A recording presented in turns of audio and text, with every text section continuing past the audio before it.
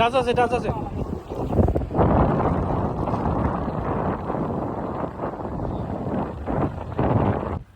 আসসালামু আলাইকুম।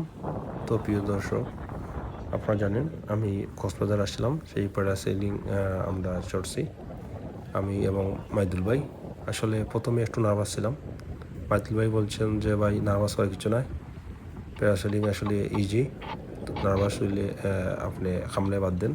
আমি বলছি ভাই নার্ভাস, অতটা নার্ভাস না, আমি সবসময় সাহস বুকে আছে, ইনশাল্লাহ কোনো সমস্যা হবে না, আমি ছড়তে পারবো প্যারাসাইডিং। উনি বলতেন তাহলে ঠিক আছে, আপনি প্রিপারেশন নিন। তো মাইদুল ভাই প্রিপারেশন নিয়েছেন, তারপরে মাইদুল ভাই প্রথমে চড়ছেন, পরে আমি চড়ছি।